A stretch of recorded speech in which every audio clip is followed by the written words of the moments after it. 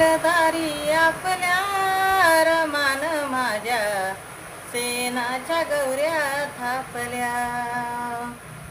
सुख दिलदारी आपल्या रमान माझ्या सेनाच्या गौऱ्या थापल्या. भीम परदेशी असता आठवणी बसता बसता दुःख विसरून जाई घरामध्ये काही नसता. भीम परदेशी असता आठवणी बसता बसता दुःख विसरून जाई घरामध्ये काही नसता. भीमा पाठी उभा राहिल्या